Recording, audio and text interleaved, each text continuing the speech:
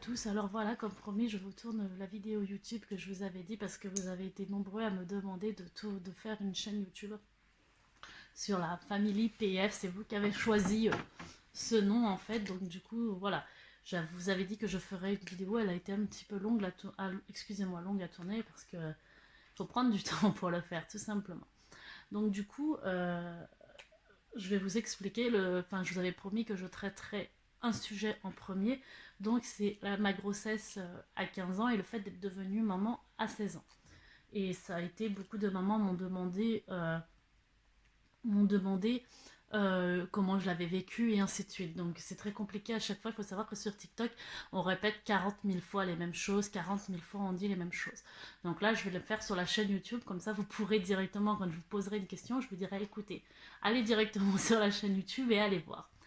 Donc voilà, donc du coup, je suis issue, donc on va commencer dès le départ parce que il faut vous expliquer un petit peu mon histoire pour comprendre. Donc je suis issue d'une famille de 6 frères et sœurs, c'est-à-dire que nous étions 3 garçons, 3 filles. Voilà, 3 garçons, 3 filles dans la fratrie. Et du coup, j'ai des parents qui ont vécu ensemble pendant 20 ans, un peu plus de 20 ans. Mes parents un jour se sont séparés, comme toute famille où les parents se séparent, c'est pas la joie en fait. On a des parents, on est un petit peu trimballé, la tête d'un côté, le papa qui dit quelque chose, la maman qui dit quelque chose, et ainsi de suite. Moi, pour ma part, j'étais vivre chez ma maman parce que tout simplement, mon papa ne pouvait pas nous recevoir. Il avait été hébergé par mon grand frère dans un petit studio, donc du coup, il ne pouvait pas me recevoir. Donc, mes parents se sont séparés. Moi, j'ai connu maintenant mon mari, c'était mon petit ami à ce moment-là, mais j'ai connu mon mari. Donc, du coup, pour vous expliquer un petit peu comment ça s'est passé, en fait, j'ai connu mon mari, donc on, on a appris à se connaître et très rapidement nous avons eu des rapports sexuels. Il faut savoir que mon mari est plus âgé que moi. Moi, quand je l'ai connu, enfin, quand j'ai connu mon mari, moi j'avais 15 ans, mais lui il en avait 31 ans. Il avait 31 ans à ce moment-là.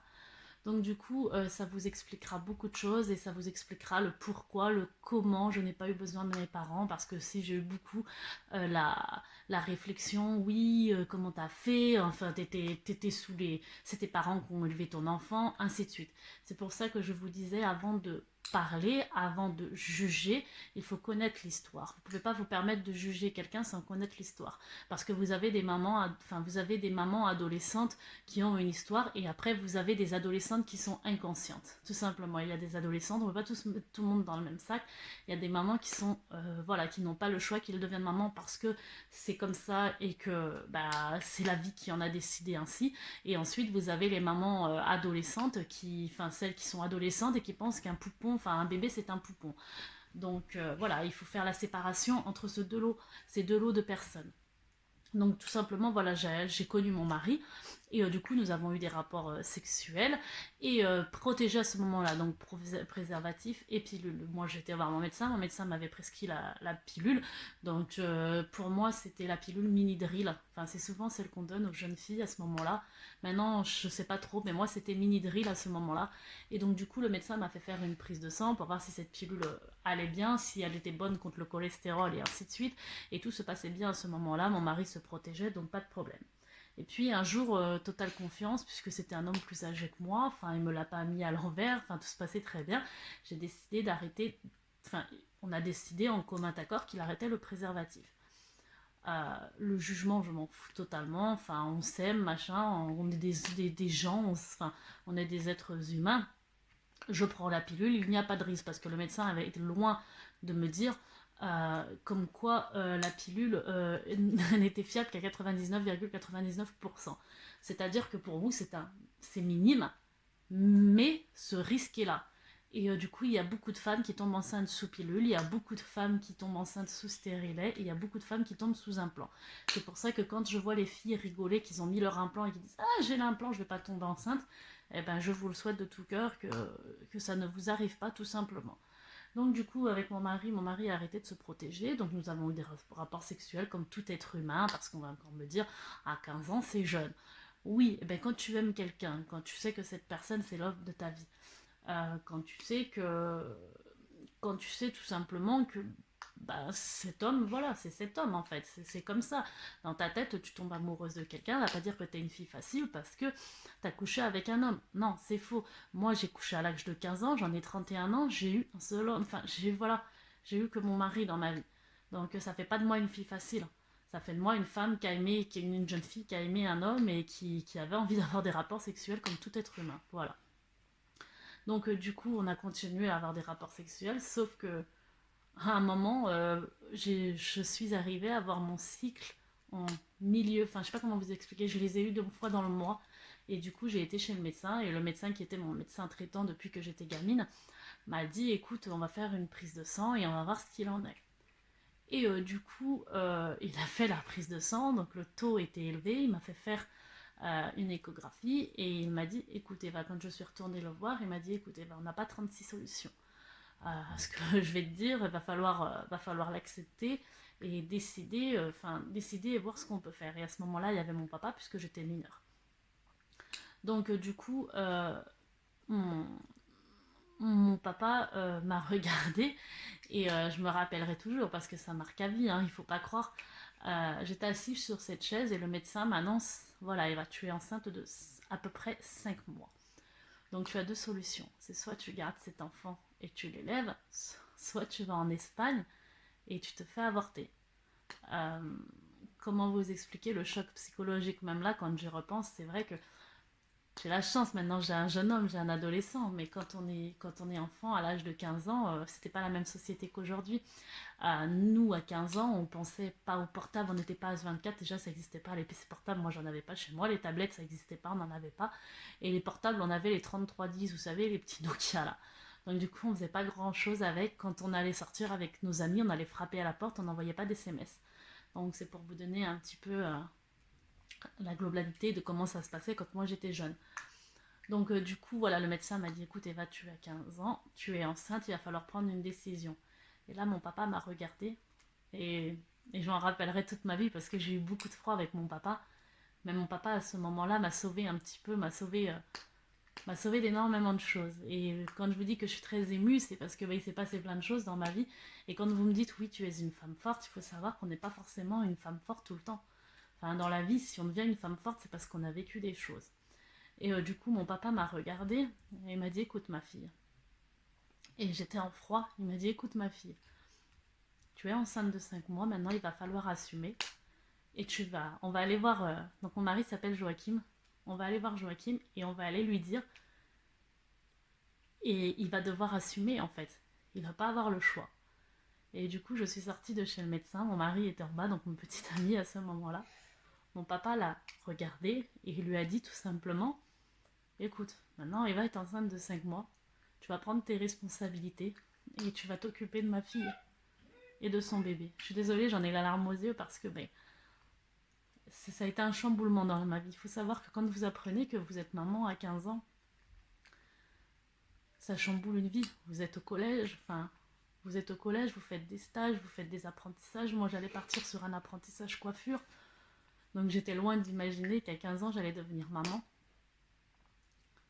Et donc, du coup, mon mari a regardé mon papa et lui a dit tout simplement, ne t'en fais pas, je serai toujours là pour elle. Et c'est pour ça, quand je vois vos messages disant oui, c'est ton père et ta mère qui ont éduqué ton enfant, qu'ils ont payé les boîtes de lait, vous avez le jugement si facile. La façon de juger les gens, la façon de critiquer par plaisir en fait. Vous connaissez rien, vous savez rien en fait. Vous savez rien ce que c'est la vie, vous savez rien comment ça peut se passer. Une vie, un accident, ça arrive. Et c'est tombé sur moi comme c'est tombé sur plein d'autres jeunes filles. Et du coup, mon mari ne m'a pas lâchée. C'est-à-dire que du jour où il a appris que j'étais enceinte de 5 mois, parce que ça ne se voyait pas, j'ai fait un déni de grossesse. Donc je vais vous expliquer ce qu'est un déni de grossesse. En fait, un déni de grossesse, c'est votre corps qui n'accepte pas la grossesse. En fait, votre subconscient n'est pas au courant, donc le corps n'accepte pas. Enfin, il ne passe pas le message pour que le corps sache en fait. Et du coup, du jour au lendemain, quand j'ai su que j'étais enceinte, j'ai commencé à avoir un petit ventre qui s'agrandissait. J'ai commencé à avoir, vous savez, toutes ces nausées que j'avais pas eues en début de grossesse. Et j'ai mon mari qui était là et qui m'a jamais lâché la main, qui a toujours travaillé. Donc je vous vois, voyez vous qui jugiez derrière votre téléphone à dire oui, c'est tes parents qui ont élevé ton enfant. Mes parents ne m'ont jamais donné un centime pour éduquer mon enfant. Mes parents n'ont jamais habillé mes enfants, mes parents n'ont jamais payé une boîte de lait. Et si un jour ils voient cette chaîne, ils vous le diront eux-mêmes. Mes parents n'ont jamais, jamais, jamais donné un centime pour élever mon enfant. Jamais. Et mes enfants qui ont suivi d'ailleurs. Jamais. Donc du coup, après ça, ben, j'ai vécu ma grossesse tout simplement comme une jeune fille. Alors je suis passée du stade adolescente au stade je vais devenir une maman. Donc il a fallu que j'aille vivre chez mon mari, mon petit ami à ce moment-là. Il a fallu que j'aille vivre chez lui. Et on s'en est très bien sorti. Enfin, je vous assure que il était d'un soutien mental pour moi. Aujourd'hui, quand je vous dis que ça fait 16 ans que je suis avec mon mari, je ne conçois pas ma vie sans lui. C'est-à-dire qu'il a été d'un soutien immense. Il m'a écouté, il ne m'a pas jugé, il m'a aimé, il ne m'a pas trahi. Et pourtant, la vie n'a pas été facile, notre vie n'a pas été facile. Il a travaillé, il s'est levé très tôt le matin. Et il a été d'une maturité sans faille. C'est-à-dire, vous pouvez me dire ce que vous voulez, mais vous avez des hommes à 30 ans qui ne sont pas matures. Et bien, mon mari a eu une maturité sans faille. Donc du coup, il a bossé, bossé. Notre enfant est arrivé au monde, mon petit Jérémy, mon petit blond, là, celui que vous trouvez magnifique. Et ben, il est arrivé d'un amour, enfin, notre amour était tellement fort, au final, que ben, il est arrivé dans une famille soudée, c'est-à-dire qu'il y avait moi, mon mari et lui, tout simplement. Donc mon mari a toujours travaillé, j'avais que 16 ans, moi je ne pouvais pas travailler, donc il a toujours subvenu à nos besoins. Quand vous me dites, oui, euh, comment t'as fait, comment vous avez fait pour payer le loyer, pour machin. Il faut savoir qu'un salaire c'était 1100 € à ce moment-là, 1100, 1200 €, et que la vie n'était pas aussi chère. Il y a 15 ans en arrière, la vie n'était pas aussi chère. On arrivait encore à subvenir à nos besoins avec un salaire, tout simplement. Et par la suite, donc du coup, on a décidé, donc là on va venir, donc je vous expliquais comment j'avais eu Jérémy à l'âge de 16 ans, comment je l'avais vécu, comment je l'ai supporté mentalement. Il faut savoir, je ne suis pas venue sur ce sujet-là parce que pour moi il est très, très difficile à aborder, c'est que ma mère m'a complètement reniée. C'est-à-dire que j'ai une maman qui m'a dit qu'il fallait que j'avorte, que j'avais pas le choix. Que c'était pas normal d'avoir un enfant à 15 ans. Elle a jamais rien accepté, elle acceptait pas ma relation avec mon mari. Elle acceptait pas la relation avec mon mari, elle acceptait rien en fait. Donc du coup ça a été très compliqué avec elle. Excusez-moi. Ça a été très compliqué avec elle parce que bah et je la comprends aujourd'hui au final parce que si mon enfant venait me dire qu'il était enceinte, enfin, qu'il ou elle devait avoir un enfant à 15 ans, je le vivrais très mal. Donc du coup, elle l'a très très très mal vécu. Ma mère l'a très très mal vécu. Mais il faut savoir que si on en était là aujourd'hui, c'était un petit peu de sa faute aussi. C'était un peu de la faute de mon père, un peu de la faute de ma mère. C'est-à-dire qu'à la base, euh, j'avais besoin d'amour tout simplement. À la base, quand j'ai connu mon mari, je voulais de l'amour. Cet amour que je n'avais plus. Ni d'elle, ni de lui, parce qu'elle pensait à sa liberté et que nous étions des enfants perdus au milieu de tout ça. Des enfants perdus. Comme toute famille qui se sépare. Il faut savoir relever la tête, tout simplement. Donc, ma mère l'a très très très mal accepté. Ma mère était méchante. Elle a dit à mon mari qu'elle allait porter plainte pour détournement de mineurs. Ça a vraiment été très très loin et la personne qui m'a sauvée de tout ça, c'est mon papa. C'est mon papa. C'est pour ça que je vous ai dit que je voulais pas forcément parler pour l'instant, que c'était très dur pour moi. Parce qu'au-delà de tout ça, au-delà d'une famille détruite, il a été là, il a accepté chacun de mes choix.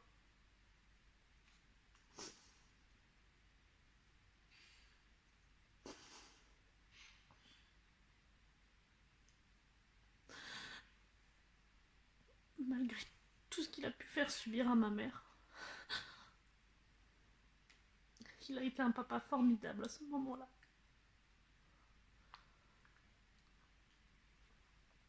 Il a été un papa formidable. Il n'a pas jugé mon mari, il ne m'a pas jugé moi. Il a vraiment été présent. Pendant que j'avais pas ma maman. Donc il faut savoir que voilà, vous ne connaissez pas la vie des gens. Vous ne savez pas comment les gens... Enfin, vous ne savez pas comment les gens réagissent. Vous ne savez pas ce qu'il y a derrière les personnes. Donc vous vouliez me voir différente. Vous me voyez sourire, vous me voyez rigoler parce qu'aujourd'hui tout ça c'est du passé. Et que grâce à Dieu, parce que je suis une fille qui est croyante mais pas pratiquante, grâce à Dieu aujourd'hui j'ai une merveilleuse famille et on s'en est sortis, mon mari et moi. Et si aujourd'hui on en est là, il faut savoir une chose, c'est qu'on ne doit rien à personne. Malgré toutes ces histoires qui se sont montées, malgré plein de choses qui ont dû se créer par jalousie, je pense, on s'en est sorti vraiment tout seul. J'ai accueilli mon bébé, j'avais 16 ans, j'ai accueilli mon bébé dans les meilleures conditions qu'il puisse être. C'est-à-dire qu'il avait un lit pour dormir, il avait une poussette, il avait des affaires, il avait à manger. J'ai allaité mon enfant aussi. Telle une maman, j'ai pris mon rôle de maman très sérieusement et je me suis débrouillée avec mon mari. Donc c'est pour vous dire que voilà, ne jugez pas les gens, ne jugez pas les jeunes mamans sans savoir. Il y a beaucoup de mamans qui sont en souffrance. Il y a beaucoup de mamans qui, quand elles apprennent qu'elles sont enceintes à 15 ans, qui sont dépourvues par rapport à une réaction. Il faut savoir que c'est quand même choquant d'apprendre qu'on est enceinte à 15 ans. C'est très très choquant. Et encore pire quand il y a un déni de grossesse, et encore pire quand vos parents ne l'acceptent pas. Enfin surtout, voilà, il y a un des parents qui ne l'acceptent pas. Quand vous êtes soutenu par vos familles, ça va. Et quand vous ne l'êtes pas, c'est un peu compliqué.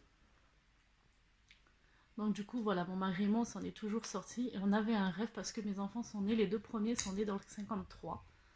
Donc sur Laval. Et mon mari et moi, on avait un rêve un jour, on s'est toujours dit, avec la volonté, on s'est toujours dit qu'on partirait vivre dans le sud. Et on juge les parents, oui, tu as eu un enfant à 15 ans. Ouais, alors j'ai eu mon enfant à 15 ans, enfin à 16 ans, excusez-moi, j'ai eu mon enfant à 16 ans. Je n'ai pas de diplôme. À l'âge de 18 ans, j'ai été travailler. C'est-à-dire que dès que j'ai eu l'âge de 18 ans, j'ai été travailler. J'ai commencé par de l'usine. J'ai commencé dans les abattoirs, pour être honnête, les abattoirs de volailles, pour pouvoir ramener un salaire, pour pouvoir vivre, pour pouvoir donner à manger à mon enfant. Parce qu'il avait déjà à manger à mon enfant. Mon enfant avait à manger. Mais quand j'ai vu que mon mari était tout seul à travailler et à s'en sortir, quand j'ai eu 18 ans, je suis repartie travailler. Et ensuite, avec mon mari, on s'était dit, pour revenir un petit peu, qu'on aurait d'autres enfants, puisque j'en ai 4 autres. Et du coup, voilà, on a eu trois beaux autres enfants derrière, donc Mathéo, Thiago et Liane. Et du coup, à chaque fois que j'ai accouché, je suis repartie travailler. Donc quand j'entends dire aussi tu vis des aides sociales, je vais vous montrer ce que je touche des aides sociales, vous allez rigoler. Parce que ben non, je n'ai pas vécu des aides sociales, je n'ai pas touché le RSA. Et de toute façon, ça n'existait même pas à ce moment-là. La seule chose dont j'ai pu prétendre, c'était les allocations familiales pour un enfant, et après 2, 3, 4. Mais c'était surtout qu'avec mon mari, on s'était toujours dit, une fois qu'on a eu Jérémy, on aura 4 enfants. On voulait 4 enfants, et on a eu nos 4 enfants. Donc du coup, j'ai toujours travaillé, je n'ai pas de diplôme. Il faut savoir que pas plus tard que 3 ans en arrière, avec mon travail, ma détermination, et même avant, parce que je suis passée en usine, donc en usine, j'ai fait énormément de choses, mais j'étais passée pilote de ligne automatisée. C'est pour vous donner une petite idée, pilote de ligne automatisée, c'est être chef d'une ligne en fait, tout simplement, vous gérez les machines et ainsi de suite. J'ai eu l'opportunité de pouvoir faire ça et de gérer une équipe à peu près de 6 personnes. Ensuite, je suis devenue chef de production dans une société et pour finir, assistante de direction. Donc mon travail a toujours payé. C'est-à-dire, oui, je ne suis pas diplômée. Oui, je n'ai pas de bac. Oui, vous pouvez penser ce que vous voulez. Mais j'ai toujours travaillé dans ma vie. J'ai toujours ramené de l'argent à la maison pour pouvoir subvenir aux besoins de mes enfants. Sans que personne vienne me dire à moi, ou vienne me payer une boîte de lait pour mes enfants. J'ai jamais rien demandé aux gens. Jamais, même pas pour acheter un pantalon, rien. Mes enfants, je me suis toujours débrouillée avec. Donc du coup, voilà, c'est pour vous dire à toutes ces jeunes filles qui ont été mamans, jeunes et à toutes celles qui vont devenir à 19-20 ans, parce que c'est pareil, ça, je n'incite aucune jeune fille à devenir maman jeune. Il faut savoir que c'est un choc psychologique. Un enfant, ce n'est pas un poupon. Un enfant, il faut s'en occuper. C'est-à-dire que, oui, j'ai vécu ma jeunesse, parce que j'ai pas un mari qui m'a enfermée dans ma maison à me dire tu restes à la maison. Non, j'ai vécu ma jeunesse, mais c'est totalement différent. On n'a plus les mêmes copines.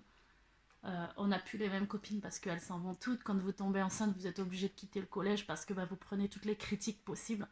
Il faut savoir que si vous êtes enceinte, et ça a été redit dans les messages TikTok, c'est que vous êtes une pute, vous êtes une fille facile. Donc du coup, vous êtes obligé de quitter votre collège et vous vous retrouvez dans une maison à penser que vous allez devenir maman.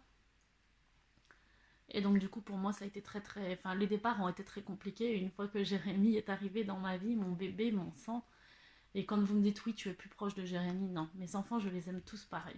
C'est simplement que Jérémy, pour moi, ça a été une découverte. Jérémy, je suis devenue maman, c'était mon premier fils, ça a été une découverte, mais ça n'a pas été facile non plus.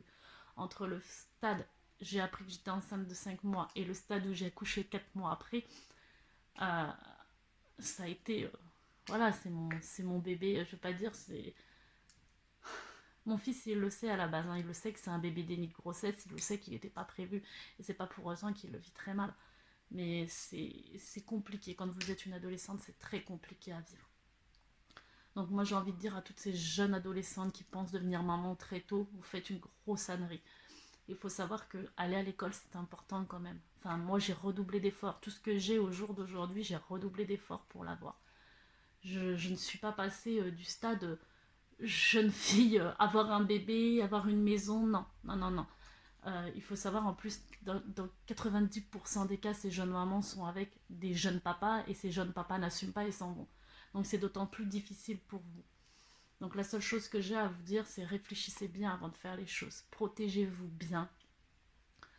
Écoutez, allez à l'école un maximum quand même parce que c'est important pour vivre votre jeunesse tout simplement. Même si vous n'aimez pas le milieu scolaire, vous avez plein de choix.